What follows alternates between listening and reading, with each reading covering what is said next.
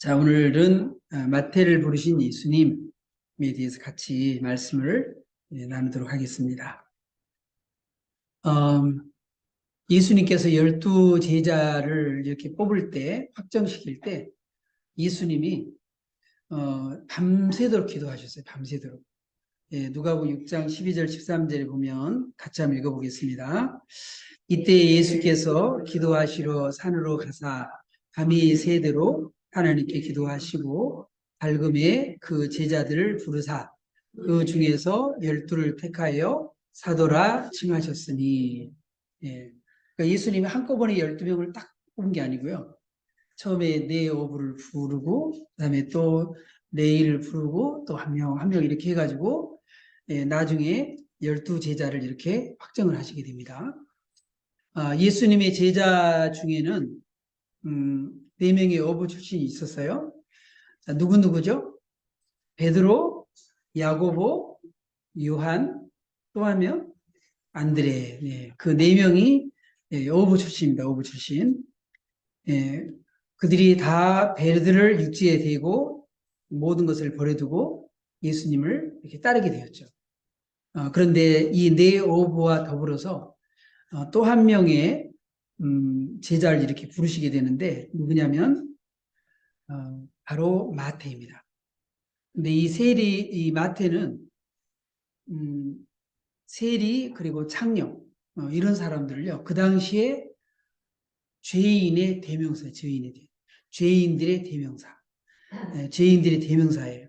네, 바로 이 세리 출신입니다. 그 마태를 불렀다는 거죠. 그래서 마태복음 9장 11절과 마태복음 21장 32절을 보면 여기에 잘 그런 분위기가 잘 이렇게 나와 있어요. 자, 같이 한번 마태복음 9장 11절 읽어보겠습니다. 바리새인들이 보고 그의 제자들에게 이르되 어찌하여 너희 선생은 세리와 죄인들과 함께 잡수시느냐. 마태복음 21장 32절 요한이 의의 도로 너희에게 왔거늘 너희는 그를 믿지 아니하였으되 세리와 창녀는 믿었으며 너희는 이것을 보고도 끝내 뉘우쳐 믿지 아니하였다. 그러니까 세리와 창녀 같은 이렇게 그런 죄인의 그런 부류로 그렇게 했다는 거죠. 그러니까 그 당시에 얼마나 많은 사람들에게 손가락질을 당하고 그리고 많은 사람들에게 이렇게 비난을 받고 그리고 굉장히 부끄러운 그런 직업 중에 하나였겠어요. 세리가요. 그런데 이 마태가 무슨 출신이라고요? 세리 출신이었다. 그런 얘기입니다. 그런데 예수님께서 바로 이렇게 이 세리 마태를 예수님의 제자의 한 사람으로 이렇게 부르셨다는 거예요. 그래서 오늘 본문 말씀에 들어가게 되면 누가복음 5장 7절에 같이 읽어보겠습니다. 그 후에 예수께서 나가사 레이라 하는 세리가 세관에 앉아 있는 것을 보시고 나를 따르라 하시니. 이 마태는 헬라식 이름이 바로 마태예요. 헬라식 이름이 마태. 마태는 무슨 뜻일까요? 하나님의 선물, 하나님의 선물이라는 뜻이에요. 그리고 이 레이는 당연히 히브리식이죠. 히브리식, 유대식 그런 이름이죠. 야곱의 12아들 중에 한 사람이 누구예요? 레이잖아요, 레이. 그래서 이 레이는 무슨 뜻일까요? 연합, 그런 뜻이죠. 연합. 레이가 연합이라는 뜻이죠. 직업이 뭐였습니까? 바로 세리. 그래서 로마 식민지 국가 백성들의 세금을 이렇게 징수했어요. 그러니까 이 세리는 그 당시에 월급을 따로 받질 않았어요. 그러니까 어떻게 하겠어요? 더 받았겠죠. 로마에서 부과한 그거보다도 더 많이 세금을 부과해가지고 거기에서 자기의 몫으로 이렇게 챙겼던 거죠. 그러니까 자기 민족의 사람들이 그런 것을 징수했으니까 얼마나 손가락질 당했겠어요. 예. 그래서 나중에 이렇게 보면 그 누가복음 19장에 보면 또 우리가 누구 만나게 되죠. 삭개오. 그 사람은 세리장이잖아요. 그 세리장 마태도 역시 그 삭개오도 얼마나 많은 사람이 손가락질을 당했어요. 그죠? 그런 직업이기 때문에 그래요. 자, 그런데 예수님께서는 이 마태를 왜 제자로 뽑았을까? 제자로. 여러분, 우리들은 그러잖아요. 좋은 스펙. 그죠? 서울대 출신. 그리고 인품도 좋고, 직업도 좋고, 그 사람의 경력도 화려하고. 그런 사람들 뽑잖아요. 그런데 예수님께서 왜 세리 마태를 뽑았을까? 이런 마태는 나중에 마태복음을 기록한 훌륭한 제자가 되죠. 주님이 옳았어요. 이 마태는요, 보통 이렇게 세리 직업을 가지려면 굉장히 똑똑해야 됩니다.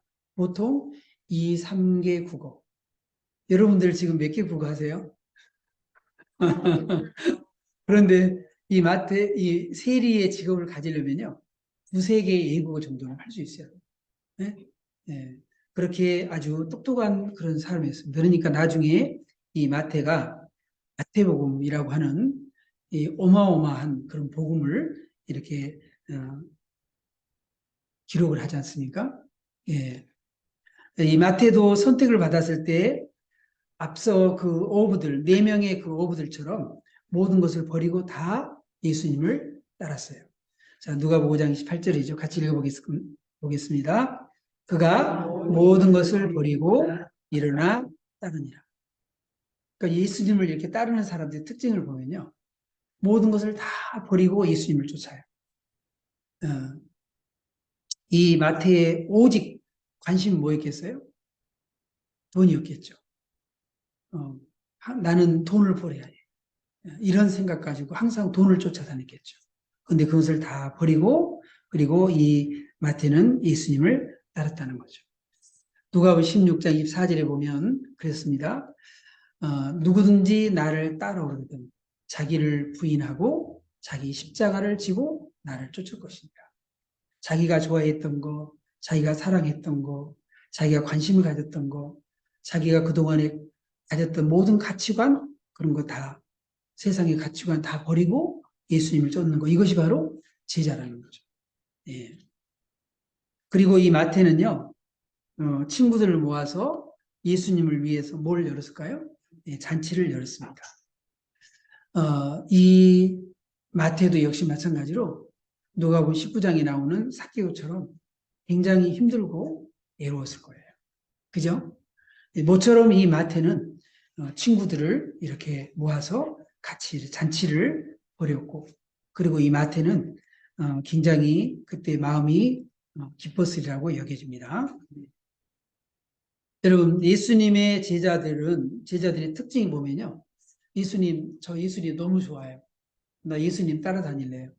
예, 그렇게 해가지고 제자들이 다 뽑혀진 게 아니었어요. 전부 다 예수님의 그런 제자들의 특징이 뭐냐면 예수님이 뽑았다는 거죠. 자기가 원해서 예수님이 제자가 된 게 아니에요. 예수님이 뽑았다는 거예요. 요한복음 15장 16절에 보면 너희가 나를 택한 것이 아니요 내가 너희를 택하여 세웁니다. 여러분들도 역시 마찬가지예요. 에베소서에 보게 되면요. 에베소 1장에 보게 되면 하나님이 우리를 부르심도 하나님이 태초에 만세전부터 하나님이 우리를 부르셨다는 거예요. 네. 예, 이사야에도 보게 되면 하나님께서 우리를 지명하여 불렀나니. 네. 이사야 43장에 그래서요. 야곱도 역시 마찬가지. 하나님이 지명하여 불렀나니. 하나님께서 우리를 그렇게 우리를 택하신 거예요. 여러분이 내가 우연히 어떻게 하다 보니까 내가 예수 믿었다고 여러분 생각하시면 큰 착각입니다. 예수님이 여러분들을 한 사람 한 사람 하나님이 여러분들을 부르신 거예요. 예. 선지자만 그런 게 아니에요. 예레미야 선지자의 고백도 그렇죠. 내가 너를 모태에 짓기 전에 내가 배에서 나오기 전에 너를 성별하여 너를 여러 나라의 선자로 세우노라. 여러분 예레미야만 이렇게 한 게 아니에요. 여러분들도 하나님이 부르신 거예요. 여러분 우리가 전도해 보면 느낄 수가 있어요. 전도해 보면. 여러분 우리가 복음을 전하고 그렇게 얘기를 하는데도 사람들이 꿈쩍도 안 해요. 그죠? 성경에는 그렇게 얘기하고 있어요. 하나님이 구원받기로 작정된 자들은 믿더라. 하나님이 구원받기로 하나님이 작정했다는 거. 하나님이 우리를 선택했다는, 하나님이 우리를 부르셨다는. 네. 예, 마태도 역시 마찬가지였습니다. 예수님께서는 또 소외된 자들을 부르셨어요. 이 마태도 그렇게 직업이 별로 그 당시에 많은 사람 손가락질 받는 사람이었죠. 어, 하나님이 우리의 부르심도 역시 마찬가지로 하나님께서 이상에 소외되고 어려운 사람들을 부르셨다는 거예요. 특별히 이 누가복음은요, 이 마태복음은 유대인들을 위해서 썼거든요. 수신자가 유대인이에요. 그러니까 마태복음 딱 열면은 족보 나오죠, 족보. 어? 아브라함과 다윗 자손 예수 그리스도의 세계라. 그는 낳고. 여러분들 마태복음 읽다가 뭐 그냥 덮어버리는 사람도 있어요. 뭐 이렇게 그냥. 응? 어. 그런데 왜 그랬을까요? 마태가 왜 그렇게 했을까요? 유대인을 위한. 유대인들은 자기 조상들이 족보가 나오니까 얼마나 좋아요. 그죠? 예. 저는 이제 천안전시인데, 이제 우리 큰 집에 가면은 족보를 보여줘요. 족보가 이렇게 두꺼워요. 모르겠어요. 우리 근방에, 우리 할아버지, 7대까지도 못 가요. 뭐 그냥, 그거 보면은요, 누가 누군지 아무도 모르겠어요. 예. 그런데 유대인들은요, 이 족보를 보면은 자기 조상들의 족보를 보고 그렇게 긍지를 가지고 그렇게 그러면 들으니까 마태복음 그랬어요. 근데 누가복음은 뭐냐면 이 수신자가 이방인이에요, 이방인. 이방인. 그렇기 때문에 소외된 자, 가난한 자, 그리고 이방인 이런 사람들이 수신자예요. 그런 사람들을 대상으로 이 누가복음이 썼어요. 예. 그렇기 때문에 이방인들에 대한 얘기가 많이 나오고, 그리고 어려운 사람, 소외된 사람, 그런 사람들에 대한 얘기가 누가 보면 자연스럽게 많이 나오게 돼요. 예, 왜? 그래야지 그 이방인들이나 그런 사람들이 친근하게 다가오도록 하기 위해서. 누가 보면 그렇다는 그런 특징이 있는 거죠. 예, 그래서 누가 보면에도 이렇게 그런 얘기가 있는 거예요. 자, 예수님이 이렇게 말씀하세요. 예, 거기에 이제 바리새인 뭐 이런 사람들이 어, 이렇게 세리 마태가 좀 전에 뭐라 그랬어요? 잔치를 벌였잖아요. 잔치를. 근데 거기에 이 마태의 친구들이 누구겠어요? 다 이런 세리들, 자기 동료들, 예, 그리고 또 그 주변에 뭐 이런 죄인들, 이런 사람들을 막 불렀겠죠. 예. 그러니까 왜 너희 선생님은 이런 사람들하고 노냐? 예수님이 그런 얘기를 하신 거예요. 그래서 예수님께 대답하여 이르시되 건강한 자에게는 뭐가 쓸데없고요? 의사가 쓸데없고 병든 자에게라야 쓸데있나니 내가 의인을 부르러 온 것이 아니요 죄인을 불러 회개시키러 왔노라. 의인을 부르러 온 것이 아니고 죄인을 불러 회개시키러 왔다. 여러분 예수님의 그런 사명은요 분명했어요. 그래서 예수님이 나는 의인을 부르는 거 아니야. 나는 죄인을 불러서 회개시키러 간다. 이게 예수님의 사명이에요. 그리고 예수님의 꿈이 뭐예요? 예수님의 꿈이 분명해요.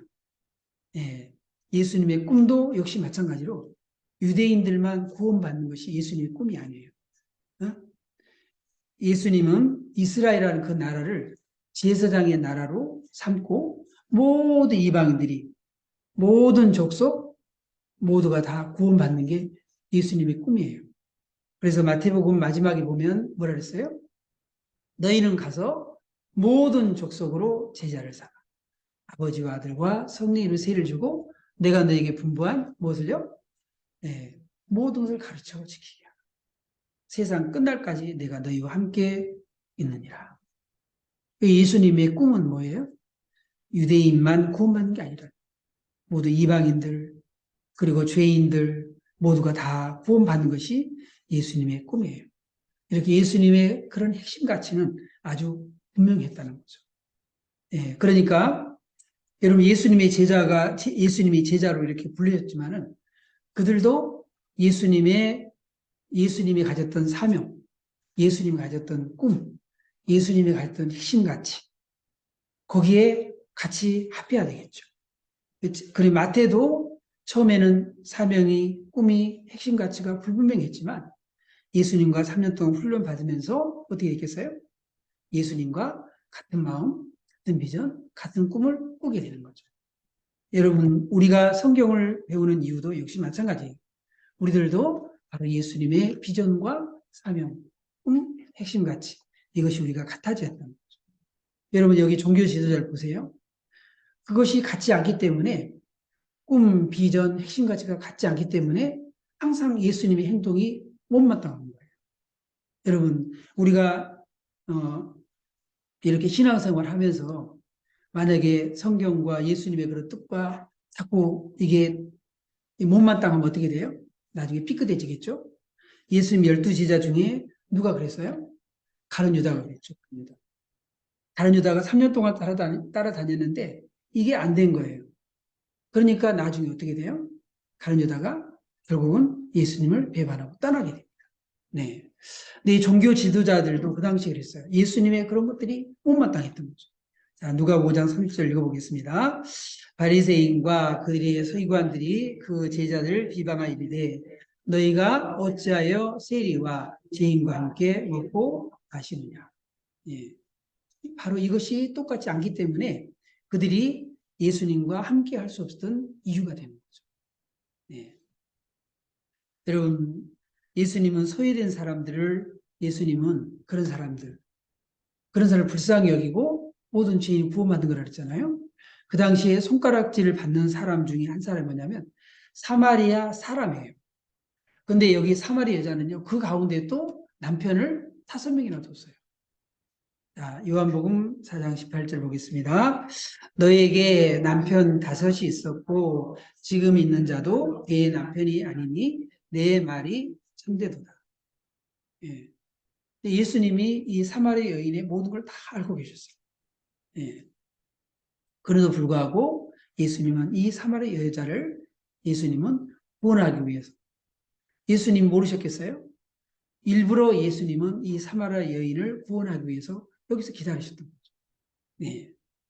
그래서 이 사마리아 여자가 예수님과 대화를 나누고 난 다음 예배에 대한 얘기 뭐 이런 얘기를 나누고 난 다음에 예수님이 바로 그리스도라는 사실 그렇게 기다렸던 메시아라는 사실을 알게 되어서 물동이를 버려두고 사마리아 그 성에 가서 내가 그리스도를 만났다. 메시아를 만났다.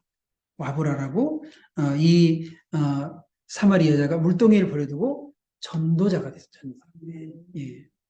자, 요한복음 4장 29절 같이 읽어봅니다. 시작. 내가 행한 모든 일을 내게 말한 사람을 와서 보라. 이는 그리스도가 아니냐 하니 그들이 동네에서 나와 예수께로 오더라. 여러분, 우리 제자 훈련이라는 게요. 제자 훈련이라는 게 성경 공부가 제자 훈련이 아니에요. 성경 공부가. 뭐한 사람이 진짜 제자냐? 여러분, 예수님이 제자 훈련을 시킨 이유는요. 그들을 파송해서 그들이 전도하는 거예요. 전도. 그러니까 예수님이 하나님의 나라를 가르치고 그리고 그 비전을 품고 전도하는 거예요. 그래서 예수님이 제자들이 다 3년 훈련 받고 난 다음에 성령 받고 어떻게 했어요? 다 흩어져서 전도했습니다. 이게 제자예요. 근데 제자 훈련 받고 지식만 커지고 전도하지 않으면 제자가 아니라는 거죠. 예. 그러니까 진짜 제자는 뭐예요? 내가 진짜 제자가 되면 내 안에서 뭐예요? 영혼을 건지려고 하는 예수님이 그토록 원했던 그 꿈과 같아져서 내 안에 뭐가요? 내 안에 전도해야 되겠다고 하는 열망이 생기는 거예요. 이것이 내가 제자가 된 증거예요. 예. 근데 내가 제자가 안 되면요. 절대로 이 꿈이 생기질 않습니다. 여러분이 제자라고 한다면, 제자가 된다고 한다면, 내 안에, 내가 내 이웃들을 전도해야 되겠구나. 이것이 바로 예수님의 진정한 제자라는 거죠. 예. 그래서, 오직 성령이 너에게 임하시면 너희가 뭘 받고? 예루살렘과 온 유대와 사마리아 땅까지 내 증인이 됩니다. 여러분 왜 성령 충만 달라고 그럴까요? 왜 권능 달라고 그럴까요? 왜 능력 달라고 그럴까요? 그 이유는 다른 게 아니에요. 전도하기 위해서요. 하나님의 전도하고자 하는 열망 있는 사람에게 권능을 주고 권세를 주고 귀신을 쫓아내는 그런 능력을 주는 거지. 그렇잖아요? 예. 그래서 우리 안에 전도에 대한 열망이 우리에게 있어야 돼요. 여러분, 막달라 마리아는 어떤 사람이었어요? 7 귀신이 들렸던 여자예요. 예. 아무도 상대해 주지 않았던 여자예요. 예. 이 여자는 혼자 7 귀신이 들려서 혼자 우리 어렸을 때 귀신 들리는 여자들 봤거든요. 예. 그냥 아무거나 주워 먹어요. 그리고 돌아다녀요. 발가벗고 돌아다니는 사람도 있었어요. 예. 이렇게 이 막달라 마리아는 7 귀신이 들였던 여자였어요. 자, 누가복음 8장 2절 읽어보겠습니다. 또한 악기를 쫓아내심과 병 고침을 받은 어떤 여자들 곧 7 귀신이 나간 막달라라는 하는 마리아와, 근데 이 막달라 마리아가 예수님이 귀신을 쫓아내주고 정상적인 사람이 됐죠. 그리고 이 막달라 마리아 예수님을 섬겨요. 나중에 어떻게 됐나요? 예수님의 부활의 첫 증인이 돼요. 첫 증인이. 예. 이 막달라 마리아도 부활의 복음을 증거하는 그런 사람이 됐어요. 전도하는 사람이 됐다 그런 말이에요. 네. 자, 같이 읽어보겠습니다. 예수께서 안식 후 첫날 이른 아침에 살아나신 후 전에 7 귀신을 쫓아내어 주신 막달라 마리아에게 먼저 보이시니. 예. 여러분, 이런 사람도, 아무도 사람들이 관심 갖지 못했던, 많은 사람들에게 비난받던 그 사람도 뭐가 되었다고요? 예, 전도자가 됐다. 예수님의 부활의 첫 증인이 되었다니. 여러분, 삭개오도 마찬가지죠. 삭개오는 세리장이었어요. 세리장. 예, 삭개오. 여러분, 삭개오 잘 아시죠? 키가 작았다고 그래요. 그런데 부자였습니다. 왜 그래? 왜 이 세리가 이 부자, 세리도 부자인데 세리장이에요, 장. 그러니까 얼마나 많이 부자겠어요. 그죠? 그런데 아무도 삭개오에 관심 갖지 않았어요. 그죠? 예. 삭개오는 손가락질 당했어요. 예. 그런데 예수님께서 바로 이 삭개오를 찾아오셨습니다. 예수님이 이렇게 소외된 사람, 소외된 자, 이로운 자, 죄인들을 예수님은 구원했다는 거예요. 네. 여러분들이 의인이어서 여러분이 구원받았을까요? 아니죠. 모든 사람이 다 죄를 범하였으니 하나님의 영광이 되지 못하고 의인은 없나니 하나도 없다. 저는 이렇게 교회에 다닌 사람들이 별로 죄도 안 지은 것 같은데 교회 가면 왜 이렇게 막 사람들이 막 울고 눈물을 흘리고 그렇게 맨날 회개하는 거예요. 맨날 회개를. 여러분 세상에 있는 사람들요. 맨날 뭐 죄 짓고 그러는데도요. 꼼짝도 안 하잖아요. 근데 예수 믿는 사람들은 별로 죄를 지은 것 같지도 않은데 되게 착하게 산 것 같은데 근데 맨날 회개하고 막 그래요. 응? 왜 그럴까요? 예수님 빛이라 그랬잖아요. 빛. 어둠 가운데 있게 되면요. 같은 어둠 가운데 있게 되면 자기 자신이 죄인인지 몰라요. 예. 왜? 어둠 가운데 있기 때문에. 그런데 빛이 딱 들어오게 되면 어떻게 되죠? 빛이 밝아지게 되면요. 그러면 모든 게 다 드러나게 돼요. 예수님의 그 빛이, 생명의 그 빛이 내 안에 들어와서 내 양심을 비치게 되면요. 우리 자신이 조그만 것도 다 죄로 여겨져요. 조금 잘못, 다른 사람들은요, 그걸 무슨 죄라고 생각하냐. 그런데 그게 다 죄로 여겨진다. 응? 이런 사울 왕이 악해졌을 때에 이 다윗을 잡아 죽이려고 3천 명의 군사를 풀어 쫓아다니잖아요. 그죠? 그런데 다윗이 굴 속에 있는데 이 사울 왕이 굴 속에 볼일을 보러 왔어요. 그래서 그때 이 다윗이 사울의 옷자락을 베요. 여러분, 사울은 지금 다윗을 죽이려고 그러는데, 그죠? 다윗은 그 옷자락 벤 걸 가지고 하나님 앞에 회개해요. 그만큼 성령에 민감해졌다는 거예요. 성령에 민감해졌다.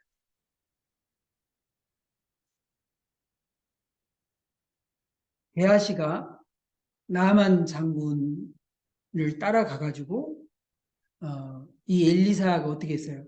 아무것도 받지 않고 나만 장군을 돌려보냈잖아요. 근데 게하시가 나만 장군을 뒤따라가지고 지금 제자들이 왔는데 그들에게 옷을 좀 달라고 심부름 왔습니다. 그래가지고는 오다고 그리고 이거 이제 받았어요. 그래서 게하시가 그걸 숨기고 그리고 이제 갔단 말이에요. 근데 엘리사가 너 어디 갔다 왔냐? 아무 데도 안 갔는데요. 시치미를 뚝 떼요. 내가 내 마음과 같이 가지 아니하였느냐? 내가 그것을 받을 때 내가 거기 같이 가지 아니하였느냐? 그 얘기를 해요. 여러분들 그런 거 느끼셨어요? 내가 해서는 안 될 그런 일을 할 때 성령님이 나와 함께 하고 있는 내 양심을 건드리는 거. 네? 그런 거 여러분 못 느끼셨나요? 바로 그것이 뭐냐면 성령의 음성이고 그리고 성령께서 우리에게 같이 하고 있는 증거예요. 네. 항상 하나님이 우리와 함께 하세요. 하나님의 마음이 우리와 함께 하세요. 성령님이 함께 하세요. 네. 그렇기 때문에 우리가 하나님 앞에 우리가 그 빛이 다가오기 때문에 우리가 회개하는 거예요. 예. 그래 예수님은 그랬으니 삭개오가 얼마나 괴로웠겠어요. 수도 없이 삭개오의 마음을 건드렸지만 이 삭개오는 회개할 기회가 없었죠. 근데 예수님이 오셔서 이 삭개오의 마음을 깊이 터치했어요. 삭개오가 예수님이 이렇게 말씀하시잖아요. 오늘 삭개오가 회개하고 그리고 앞으로 내가 남한테 돈질한 거 있으면 4배로 갚겠습니다. 회개합니다. 예수님이 이 삭개오에게 오늘 구원이 이 집에 이르렀으니 이 사람도 아브라함의 자손이미로다. 인자가 온 것은 잃어버린 자를 찾아 구원하려 함이니라. 네. 여러분 예수님과 소통하려면 뭐가 필요할까요? 생각의 전환이 필요해요. 누가복음 5장 33절 읽어보겠습니다. 그들이 예수께 말하되 요한의 제자는 자주 금식하며 기도하고 바리새인의 제자들도 또한 그리하되 당신의 제자들은 먹고 마시나이다. 또 시비 걸죠. 이 바리새인들이 예수님에게 또 시비 걸어요. 요한의 제자들은 금식하고 기도하는데 바리새인 제자들도 그런데 당신들의 제자들은 먹고 마십니다. 예수님이 이렇게 말씀하세요. 혼인집 손님들이 신랑과 함께 있을 때에 너희가 그 손님으로 금식하게 할 수 있느냐? 그러나 그날에 이르러 그들이 신랑을 빼앗기리니 그날에는 금식할 것이다. 이게 무슨 얘기였어요? 예수님이 십자가에 죽는 그날 신랑을 뺏기게 되겠죠. 그죠? 예. 예수님은 십자가를 염두에 두고 살았어요. 무슨 대화를 하든지 뭘 하든지 간에 항상 예수님은 십자가를 염두에 두고 있어요. 그들이 질문했을 때도 예수님은 십자가를 염두에 두고 이 이야기를 한 것이죠. 네. 그리고 낡은 옷에 새 옷 조각을 붙이지 않는다고 했습니다. 또 같이 읽어봅니다. 시작. 또 비유하여 이르시되 새 옷에는 한 조각을 찢어 낡은 옷에 붙이는 자가 없나니 만일 그렇게 하면 새 옷을 찢을 뿐이요 또 새 옷에서 찢은 조각이 낡은 것에 어울리지 아니야. 여러분 낡은 옷에 새 옷 조각을 붙이지 않습니다. 율법과 복음. 사도 바울의 그런 행적을 보게 되면 이 율법과 복음이 얼마나 서로 이렇게 낡은 옷과 새 옷 조각처럼 그래서 사도 바울이 가서 복음을 전해서 그들을 깨우쳐 놓으면 그 율법주의들이 가가지고 교회를 엉망진창을 만듭니다. 그럼 많이 보잖아요. 그 율법으로 가득 차 이렇게 있게 되면 예수님의 이러한 그 복음이 무슨 말인지 잘 깨닫지를 못하는 거죠. 그래서 새 포도주는 어떻게 돼요? 새 부대에 담아야 된다. 자, 누가복음 5장 30절 같이 읽어보겠습니다. 새 포도주를 낡은 가죽 부대에 넣는 자가 없나니 만일 그렇게 하면 새 포도주가 부대를 터뜨려 포도주가 쏟아지고 부대도 못 쓰게 되리라. 이 전통과 율법의 항아리에 복음을 담을 수 없다. 그런 얘기예요. 여러분, 사도 바울이 어떤 사람이었어요? 바리새인 중에 바리새인, 그죠? 율법으로 똘똘 뭉친 사람이었어요. 그러니까 이 복음이 들어왔을 때 어디 있어요? 교회에 가가지고서 예수 믿는 사람들 잡아다 오게 가지고 그런 일 했잖아요. 그런데 사도 바울은 언제 깨졌어요? 담에색에서 부활하신 예수님 만나고 완전히 깨졌어요. 그래서 그가 뭐라 그랬습니까? 나중에는 자기가 가진 모든 율법, 모든 걸 전부 다 뭘로 여겼어요? 배설물로 여겼다는. 배설물. 복음을 깨닫게 되면, 그러면은 율법과 전통과 어떤 이런 것들을 다 뭘로 여겨요? 배설물로 여기는 거예요. 배설물. 나중에 오늘 시간이 많이 갔기 때문에 오늘은 나중에 좀 율법과 복음에 대한 그런 부분에 대해서 나오면 조금 더 자세히 다루도록 하겠습니다. 자, 우리의 부르심은 정말 하나님의 특별한 은혜인 줄 믿습니다. 예수님의 제자들 뽑는 기준이 아주 특별했어요. 그리고 예수님의 사람을 대하는 기준이 달랐습니다. 우리도 그래야 됩니다. 우리도 야고보서 1장에 있는 말씀대로 사람들을 대할 때 차별 없이 대해야 된다. 그런 얘기예요. 그리고 예수님의 가치관으로 우리는 사람을 대해야 할 줄로 믿습니다. 네, 믿습니다.